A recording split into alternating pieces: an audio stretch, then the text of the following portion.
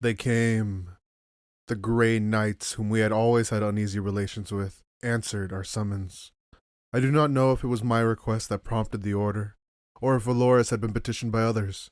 In any case, we were not so proud that we could not ask for help when it was needed. There is a profound distinction to be made here. We could both, Custodian and Grey Knight, slay demons. We were both, to all intents and purposes, immune to their temptations, and we were both effective against their many stratagems. There are two great repositories of lore against the demonic in the Sol system. Our own archives in the Tower of Hegemon, and the far greater librarium lodged on Titan itself. We are, as orders, steeped to our very core in the fight against the great enemy. Perhaps, you might say, chaos is the reason for both of our existences. And yet we are different. Remember, I told you that we were never warriors, not exclusively. We are certainly not an army, and we were intended in the original scheme for service in an empire that never came to be. Our cousins in the Chamber Militant of the Ordo Malleus, by contrast, were forged exclusively for this singular war against our most powerful and enduring foe. They have no other purpose. Just like the Space Marines from whose template they were drawn, they are an army complete and self-sufficient. We always knew of their existence. There are records, held privately in the depths of our archives, which chronicle their creation. We watched 10,000 years ago as he embarked on his last gambit. As the great enemy drew close to Terra, we observed the darkening of Saturn's moon, and knew that one day it would return, its purpose fulfilled. Consider what this history means. We know that they came after us, the more junior creation, and yet they were as closely associated with him as we were. We, both of us, looked to him and him alone as our progenitor, and shared the same sense cultivated over the wearing eons that we enact his designs when all others falter. There are some among my brothers who do not see the Sons of Titan as much more than specialized Space Marines, to be regarded with suspicion as part of that schismatic breed that caused us so much anguish in the past. A Space Marine may always fail, they believe, given enough time and enough reason, and thus they are all part of the same potentially aberrant strain. Some think that. Others, and I myself have often speculated in such a vein, cultivate a different misgiving. We know well enough that they were designed as his last great weapon, fitted to an age that he foresaw near the end of his earthly embodiment. What if it were they, not us, who most faithfully embodied his final legacy? You will never hear one of us say as much out loud, but that does not mean the suspicion does not exist. It skulks around the corridors of Hegemon like a foul odor, faint, but hard to eradicate. From the speculum certus we know we were the finest and the most faithful. In the speculum obscurus there is, as always, more doubt. Such then is the case of the uneasiness between us. In practice this rarely proved an issue, since they were not generally on Terra, and we were never on Titan. Now, of course, that had changed. They sent fewer warriors than we asked for, less than half of one of their brotherhoods. Many of the Grey Knights were stationed far from the Sol system, it is true, but still the response felt somewhat paltry. They must have known what it would have cost our Captain General to make the request, and it was hard to think that the slight was not an intentional one. It was many days before I was to encounter one of the new arrivals myself. I had been occupied prosecuting the defense of my wall sector in conjunction with Urbo's forces. Despite our efforts, the unnatural tide of violence had only grown worse. Demagogues surfaced, once buried fast in the heart of the world city, now raising whole hosts of disciples. Some were truly corrupted, seeded many years ago and now bursting into fruit, but others were merely deluded and desperate, their minds turned by the terrors in the sky and their stomachs empty. Soon, the walls were attacked nightly, and our troops were busy emptying their las guns at the charging hordes. It was sickening work, and even Urbo became deadened by it. My services were called on to eradicate the masters of this disorder, and I find myself at the heart of wearing fighting, slaying those freely who I had once protected from a distance.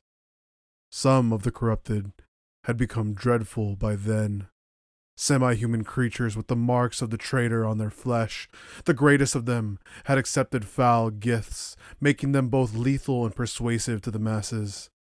I slew men with embryonic wings sprouting from their spines, and women with fangs, and half-human, half-beasts. In time, it became clear that the zones south of the Lion's Gate were deteriorating rapidly. Aside from punitive raids, we lost effective control of most of the populated regions outside the wall, and the old cathedrals became wells of depravity. I hunted freely in those places, as did my brothers, but soon Urbo's patrols had to be doubled, then doubled again, and still they were ambushed and destroyed by the growing mobs of the damned. I looked into the skies, and saw only the blood curdle now, a skying of crimson that flecked the skies and made it lurid. We had neither sunlight nor proper nightfall, just a constant glow of madness that chased out sleep and made the holy places seem like the haunts of ghouls. We could neither feed nor protect the innocent who remained in those vast regions of the city, while our inquisitors stalked among the seething hive spires, as if lost on some long-forgotten death world. Such were the circumstances in which I met Justicar Alsween. It would have been better, I am sure, had our paths crossed in other times. As it was, though, the circumstances of our encounter were far from ideal, taking place on the night that none can forget. Only the second time in history that the outer walls were breached by the enemy, an event which would later be called, by its survivors, the sack of the Lion's Gate. I led an attack company drawn from the best of Urbo's remaining forces. They were becoming hardened to what they saw by then, and were now able to give me useful support when we encountered creatures of the ether. 200 of them took off with me from the highland stages, exiting the wall under the watchful cover by the defense batteries before heading out into the city beyond. Our target was the manufactorum zone east of the Grand Processional, within sight of the Lion's Gate itself. Once a proud thoroughfare 300 meters wide used to hosting military parades, it had become a haunted semi-ruin, overlooked by eyeless rows of scorched terraces. We launched repeated missions to keep it clear, mostly to provide a route for ground forces retreating to the walls from positions further out. During the nominal daylight hours, we drove the corrupted hosts back into the shadows, but as night fell and the flames danced more darkly, they always slunk back. So here we were again, roaring out into the eternal city, clearing the filth from sight of the walls. It felt like trying to scoop the tide away, handful by handful. I took Italian gunship in the lead, and the bulk of Urbo's soldiers followed in their Valkyries. Once beyond the walls, we dropped down low, skirting no more than 50 meters over the deserted transit canyons. Vast hive walls loomed up on either side of us, many still sullenly burning, most as dark as pitch.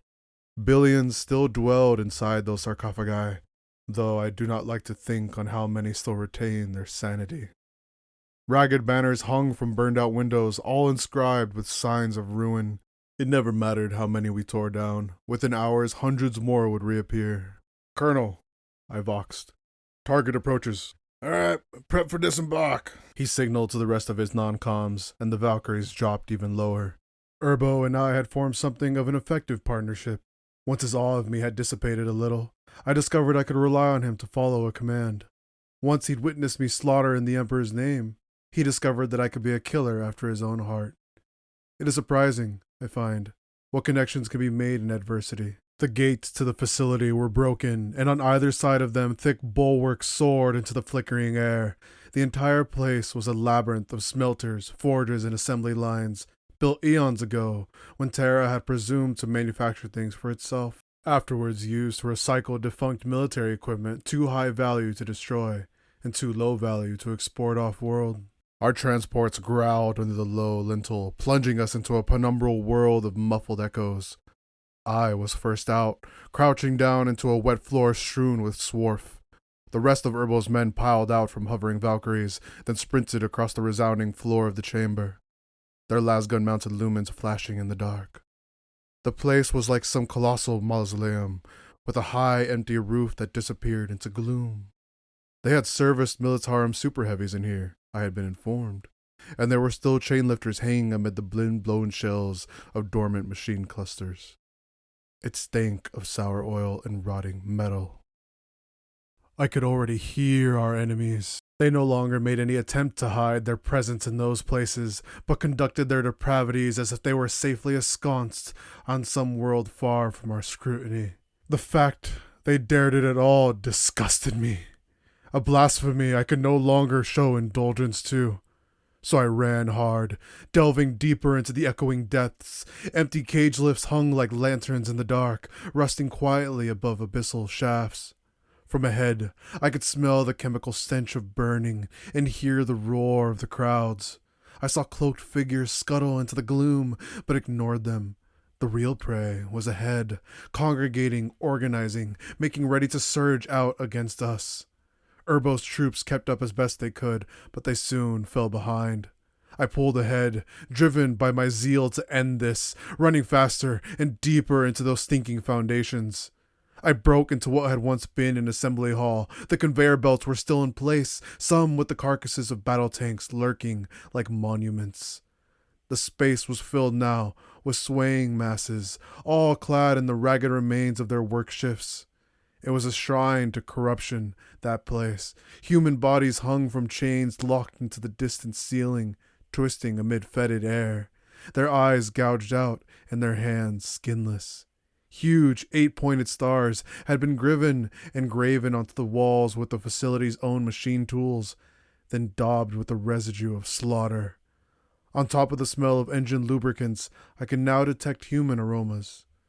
Blood, sweat, desperation. The mob of faces was turned away from me and angled up towards a Mechanicus command pulpit, a hovering mass of intricate metalwork, studded with cables and clattering with extended mechadendrites.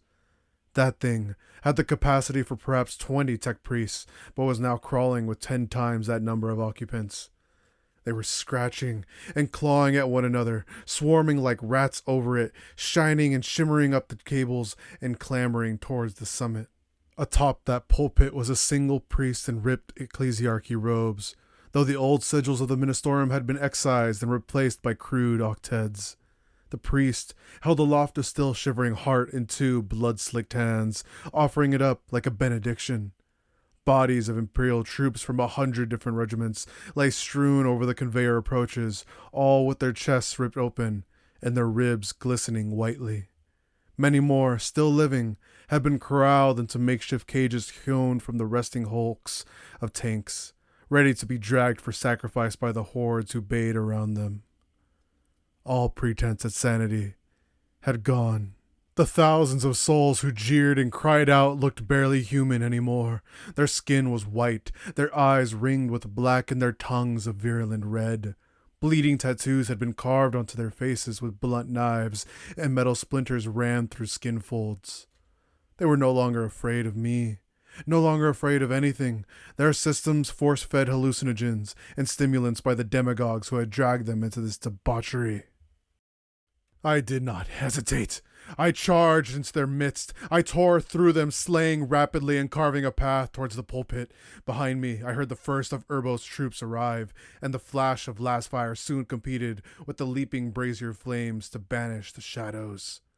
Gnosis whirled in a reaper pattern, carving through the diseased flesh. They shrieked and they cursed, throwing themselves towards me.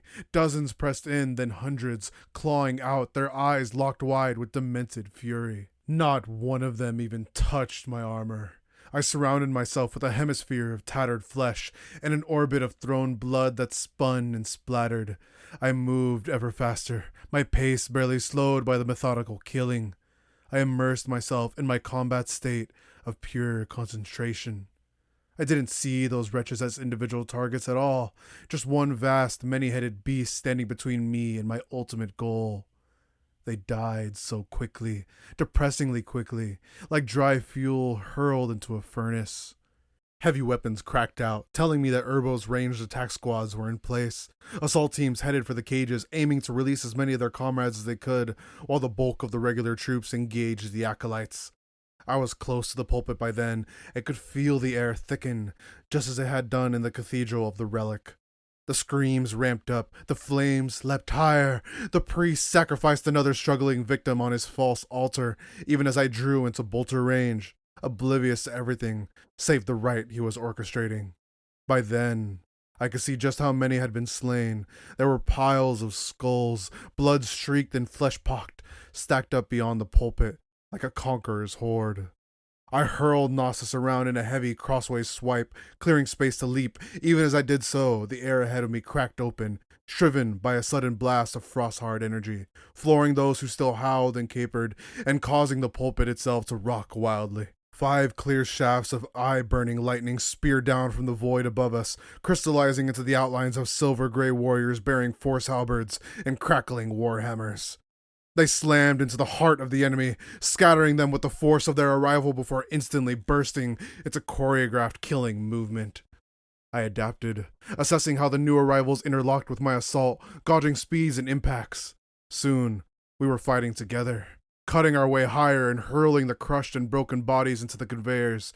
We closed the gap, vaulting up to the pulpit's high platform, seizing its crustaceous exhaust vents, and hauling ourselves onto it. My blade was the quickest. I reached the high platform in time to see the priest tear the living heart from a final victim. I cast down the stim-bulked bodyguards who lumbered to engage me, and angled Gnosis to discharge. The human sacrifice was thrown aside, bouncing awkwardly down the slope of skulls. The priest grinned at me. He held the heart aloft and crushed it between his fingers, dousing his bald head in a lumpy torrent of liquid gore. You see, we've already done enough. The bolt shell cut him off, hitting him in the chest and blowing him from the platform. The charge ignited while he was in midair, rending him open and sending his severed limbs spinning into the crowds. The Grey Knights joined me. Their steel gray armor still sizzled from the extremes of teleportation, and the homeward beacons on their shoulders throbbed with residual power. 4 of them bore mighty blades that crackled with neon blue disruptor charge, while their leader carried a heavy warhammer, inscribed with runes of purity. "We come too late." I turned to him and asked, "What do you mean?" "We should kill them all now, by dawn. This place should be purged of its corruption. This is ended here." His helm was caked in a dirty brown film of blood, all except the lenses which glowed with blue fire. I could sense the psychic essence radiating from his core. It was like heat, leaking from his every gesture. He was perhaps a head shorter than I was, a little less heavily built. His armor was scoured raw where mine was ornate, and his movements were a fraction slower, though every part of him was suffused with the arcane potency of the warp. "Not yet. Attend, custodian. Now the storm breaks." Even before he finished speaking, the walls began to shake. The heavy chains swung, first gently, then ever more violently. With a squeal and a whine, the conveyors began to move, their skins drumming. A rumble broke out below us, a grind of earth against earth, almost too low to be heard. But then the reverberations thrummed into our bones.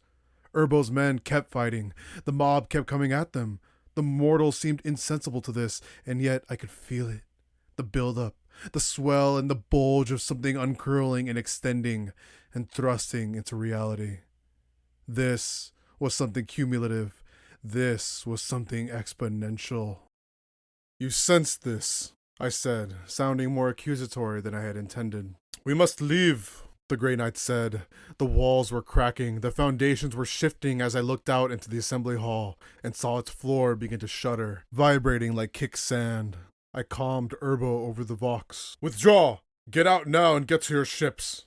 His forces instantly complied, disengaging, pulling back the way they had come. I looked up. There were stairs leading up the far wall, hugging the adamantium panels and running sheer to the distant roof. The Grey Knight saw what I proposed and nodded. Then we were moving again, leaping from the pulpit and running across a heavy landscape of breaking metal. I felt the decks shatter beneath my tread. Wherever my boots landed, a red glow was revealed, as if we trod across magma skin itself. I could unleash my full power now, and sprinted at full tilt. The Space Marines kept pace, and the 6 of us swept across the disintegrating hall. As we went, huge chunks of iron fell around us, smashing apart and driving deep into the vaults below. One of the tank husks was struck and tilted straight over into the widening chasms beneath. I reached the stairway and ascended. Leaping 4 steps at a time, we rose swiftly even as the walls buckled. blood-red light flooded the chamber now, shafts of it angling from every rent in the toppling edifice around us. I had a vision of the entire structure collapsing as we raced through it, the tons and tons above us slowing into a landslip of ruin. I leapt to one side, my movements governed by intuition, narrowly avoiding a column that crashed into dust. We ducked and swayed through the disintegrating galleries, showered with clouds of bouncing rubble. The noise became incredible, a roar like the forgotten oceans. I had a final glimpse of the vaults over the assembly chamber, imploding entirely, folding in on the halls below, before we reached the portal to the outside. I raced through it, followed by the others, even as the decking beneath us fell away and plunged into the gathering vortex of collapse. We emerged onto a high, narrow bridge into the spire levels and kept running. Behind us, the immense Munitorum facility broke open with blazing shafts of red light, thrusting out from its slumping profile of darkness. Slowly, agonizingly, like a mountain being consumed from within, the great buttresses folded in on themselves, and the towers crumpled. I heard explosions from a long way down, booms of tortured stone giving in to tectonic pressures, and plumes of smoke reared high into the sky. The bridge began to sway, its moorings pulled from their armatures. Ahead of us was another portal set into the face of a rearing hive spire with a forked crown. We made for that, swerving and ducking even as molten clumps of metal rained down around us. I had a blurred impression of everything, the towers, the domes, the great defense stations, falling apart, as if all creation were splitting into pieces around us. I fixed on the goal, a wide platform of heavy iron and adamantium lodged high up on the westward face of the forked spire, and shut all else out of my mind. As the bridge finally broke free of its fastenings, we threw ourselves into the air, sailing through fire-flecked winds before crunching hard to the solid deck beneath. Behind us, the bridge twisted away like a headless snake, its spine broken, it seesawed as gravity sucked it down into the hungry maw of cataclysm. Another towering veil of dust rose up on the far side of the canyon, lit from within by fresh detonations. The overlapping sonic roar became blistering, overwhelming even my aural receptors and making my vision shake. I stared out west, over to where the processional avenue led towards the Lion's Gate. As steeled as I was, as conditioned as I was, I could hardly credit the evidence of my senses. For a terrible moment, caught in that seismic upheaval, I lost any sense of location, of secure grounding. The primordial center had been cut loose. The terra I knew was gone. Gouts of hissing flame burst up from transitways in the deep canyons, licking the sides of the tottering spires. The blazes were impossibly huge, merged conflagrations that thundered into the airless heights. I could just make out the wall on the far side of the heat-shaken night, blurry from the boiling clouds of burning ash. I could see the pinnacles of the basilicas thrusting skywards like ebony spears. The skies themselves had ignited, aching with fell illumination and riven by the bellowing of inhuman voices. I saw dozens of great edifices, all thousands of years old, dissolve into blackened dust, broken apart by rituals enacted at their hearts. An absolute and unearthly psychic hatred, raw and condensed into dreadful purity, flooded across the ancient battlements and towers like the gales of a crashing maelstrom. The Grey Knights stood beside me in that moment, their armor turned deep crimson by the unholy light. Their Justicar looked impassively into the night sky and said, "Shards of Karneth, so they truly did it!" We could see across to the old Lion's Gate Voidport reaches, huge expanses of rockcrete landing stages and command towers, interwoven with deep chasms where the ship lifts waited. Even in normal times, it was a desolate place, marked for reverence by the ecclesiarchy and left bare for the winds to scrape against. But now, it was a diabolic vision of torment. The great adamantium plates were heaving. Columns of liquid incandescence spat from the ruptures, jetting high into the weeping skies above. "No, the wall!" I proclaimed, preparing to race down from the spire's flank. Before I could move, however, an immense boom rang out, striking the spire faces and shattering their armor glass view portals. The glittering rain of shards tumbled into cataracts, refracting the crimson aura and splaying it into rivers of rubies. Out across the immense vista, I saw the columns of flame solidify. Every point of lurid light began to intensify, thousands of them, tens of thousands, until the great plain resembled a star field of its own, a bloody mirror to the one that cycled above the cloud barrier. They howled as they were born. I could only watch as they ripped into instantiation. First tens, then hundreds, then more and more until the entire landscape was boiling with demon embryos. The nightmare infants stretched out, bathed in birth flames, their bodies extending upwards and outwards, their jaws distended in natal agony, their backs spawning spine-ridge spikes. They opened black on black eyes, then lashed with prehensile tongues. They staggered out of flaming cocoons, croaking from vocal cords that were already stiffening, and taking up blades that erupted from firming scab flesh. They were in ranks. It was an infernal regiment, each one a cohort pulled from the mirror realm, burgeoning and unfolding until an entire war host stood before us. Soon, I could no longer count them. A never-born army, filling the entire void port from end to end, spilling beyond its bounds and into the chasms and towers beyond. All lightning-crowned, all blood-slick, all screaming blasphemies at the spires of holy Terra. Then greater horrors burst free of the world's shackles, among them slobbering behemoths with 100 eyes, iron-collared hounds that slavered and yanked at their thick chains, quasi-mechanical juggernauts with burning eyes and hunched smokestacks. More and more, thrusting up from the tormented earth, exhumed amid cataclysms of fresh etherplasm. And finally, at the very apex, unfurled the greatest of all. They tore into existence with splintered billows that annihilated the rockcrete around them, rising up into avatars of swirling detritus higher and higher, bloating and firming into colossi of burnished muscle and flame-blackened brass, immense bat wings fused and pushed out and stretched and enfleshed to beat the flame-torn skies. Tattered and studded with chains and swinging skull bundles, huge heads lifted up high, each crowned with heavy thickets of twisted horns and distended with tusk-crammed, dripping jawlines.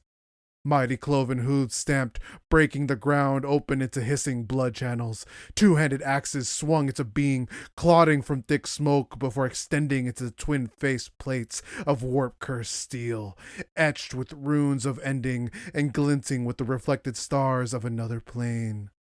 Barbed whips rippled through the flames, vast and curling and lashing with infernal acumen of their own. Bloodthirsters! 8 of them, forged in the image of mankind's oldest fears, the embodiments of battle rage and the avatars of bloodlust. These were myth-born titans of ruin. When they strode out, the horizon shuddered. When their pinions snapped, the flames thundered back greater. Wreathed in lightning, garlanded in black-edged flame, cloaked in the storm's surge, the mightiest of the mighty vassals of the blood god raised their vast jowls skywards and roared. The clouds above us erupted, sending hammering channels of crimson rain slamming earthwards. The never-born army screamed, lashing out with their hooked blades, a chorus of feral ecstasy, unleashed on a world they had coveted since the dawn of history. For a moment, it seemed as if the heavens themselves had formed the image of a giant horned face, as vast as the palace itself, leering in incipient triumph, before the vision was obliterated by the driving blood rain. The wall stood beyond them, gigantic and battle-scarred, towering higher than any hive spire and surmounted by the heaviest concentration of defenses in all the Imperium. For the first time ever, I looked at it and saw in truth how fragile it was. It was a creation of men set against the infinite malice of gods. The instantiated hosts of the Neverborn, the immortal intelligences of the eternal ether, surged towards it now, thirsting to break apart the parapets they had foundered on before. Before I knew it, I was running again. I was tearing down new stairwells and leaping from platforms, ramping up to full speed. My blade was snarling, setting golden flames dancing amid the bloody dark. Around me came the grey knights, silver ghosts in the gloom, their own weapons glittering sapphire. I knew every one of my brothers would be doing the same. All those on the wall and all those in the eternal city would be racing to face this, to bring their blades to bear, to cut into the warped flesh that now rose up to extinguish all we had been born to preserve. And as I ran, only one thought possessed me, animated me, drove me onwards into the opening maw of living perdition. We cannot fail again. Alea. Rune screeds appeared in front of me, hanging in the air from my armor's lithcast bead. I still hadn't gotten used to these tricks, these little machine spirit devices that made my current equipment so much better than the dregs I'd made do with for so long. I only needed to study a few lines of the coming message. Imperial Palace under active assault. Concentration of forces at Lionsgate major intersection. Coordinates are being sent to your landers. Defense response underway. Make planet fall and liaise with assets already in theater. The Emperor, guide your blades. It was all happening so fast. We had our assigned squads, our lines of command developed over the preceding days. Most of those on board had been in transit for longer than I had, and so the thrust into action had not come so suddenly. But even so, I felt hardly prepared. I looked over at Reva. Ready? I signed. Always. You? Of course not. She smiled, and I liked what I saw. I couldn't see her mouth, just her eyes, but they glittered with genuine mirth. Something heavy slammed out of place below us, and the lander trembled. I had a sudden impression of us hanging like a leaf in autumn, shaking in the cold wind before being torn from the bow. Then the bolts pulled back, the lander's thrusters boomed into life, and we were thrown into a dizzying descent. I slammed back against my restraints, as did my companions. We shook and we juddered, enveloped in the numinous roar of those incredibly powerful thrusters. Soon, a greater roar overtook even those, and the whole temperature began to rise. I switched to a tactical external feed, and a vidlink of our progress flickered into jerky life across one of the roof-mounted lenses. The forward view was burning. For a moment I thought something had set us on fire. But then I realized I was looking at the world's entire troposphere. The fires were both immense and ethereal, as unnatural as the sham flames conjured by the Shedim, but presumably still deadly. I had a quick glimpse of the other aircraft on our trajectory, tear-shaped interception landers, bulkier armored caskets like our own, even steeply angled naval gunships, before the burning clouds raced up to envelop us, and I saw no more. The lander kicked and jumped as it hit the turbulence, and we were thrown about like straw in the thresher. My head slammed against my restraints, opening up a cut that ran from my eyebrow to my cheek. First blood to this rust bucket, I thought grimly, reaching up to wipe it away. We screamed earthwards, and the lander's guidance thrusters pulled us down, and down into a near vertical dive, before eventually kicking into an arresting counterblast. The vibrations became bone-bruising, the noise deafening, the deceleration crushing. We hit the ground with a mighty crack, and immediately the crew doors blasted open. My restraints shot back into their grooves, and we were moving, springing from our seats and reaching for our weapons. I was first out, running down the ramp with Reva at my shoulder. It was then that I first set eyes on Terra. For so long, the distant inspiration for all I had ever done. Holy Terra, the home of saints and the seat of He who preserves, the destination of all pilgrims and the origin of our species. I could have vomited. I could have wept, and I would have done both assuredly had the madness and the devilry around me not reached out with both hands and tried to kill me. So I did what I had been brought for. I killed right back. Valerian. I had never moved as fast, I had never cleaved as strongly. My muscles, sanctified in gene rot, had never responded as perfectly. Killing is an art, just like the others we excel at. When it becomes necessary, we do not treat it as a duty, we treat it as a vocation. We learn the ways of our opponents just as the painter studies her model. Observe the light and the shade, the form and the heft, the threat and the opportunity. I was alone in that hour, as alone as I have ever been. The Grey Knights were always close by, and fought as an unbreakable unit, and therein lay the essential difference between us. Do not think that we ignored one another. Far from it. We saved one another from death many times in those first few decisive moments. This still remains, though. I fought in the way I had been bred to, driving my superlative physical form to its limit, gouging every threat with a microsecond's precision, relying on the absolute integrity of my equipment. They, though, were a brotherhood. I had learned their names by then. Alswin, the Justicar, led the squad. They covered one another's backs, they roared encouragement, they watched for a momentary slip from their battle comrades. I witnessed this even as I tore into the heart of the demon kind, and even as the defense lasers on the wall flooded the eerie scene with dazzling light, and even as the golden attack craft roared overhead to strafe and bludgeon. I could sense their psychic overspill as they waded into the enemy, blades and a hammer whirling. Every physical blow was matched by a corresponding thrust of the mind, and their esoteric halberds flared with the increase in velocity. Thus, we entered the arena of the enemy, like and yet unlike to one another, a lion set beside angels. The Neverborn screamed at us, many of them greater in stature even than me. By then their witch birth was complete. Their heads had elongated sickeningly, their claws had extended, their legs had firmed into glossy reverse-angled, hoof-terminated striders. They had the mania of victory in those black eyes, fueled by the legions of their own kind around them. A musk of pure bloodlust clotted the air, heady and overpowering. Already, I could see lesser demon kinds scrambling up the lower reaches of the walls, freezing their grip onto pitted animanium, and forming bridges with their own bodies to allow greater warriors to vault above them. The horde was endless, merged with both heaven and earth, a liquid mass of writhing malignants rammed hard into the plane of mortal experience. We both knew what they were, Alsuine and I. We knew as others could not that these things were our own psyches made into flesh. We knew that our rage, any rage really, fueled them and made them stronger. They fed from our basest instincts, and so we were doing nothing so much as fighting ourselves. All we had left were the things that remained once rage was purged from us. Duty, commitment, resolve. I punched my fist through the heart of a bloodletter and yanked it from its swelter chest, then swung around to lance the tip of Gnosis through the neck of another, then crunched my elbow into the spine of a third before spinning to slam my glaive's hilt into a fourth. I was lost in numerology by then, reaching into the near future, scrutinizing everything as I moved, calm, at the epicenter of the hurricane.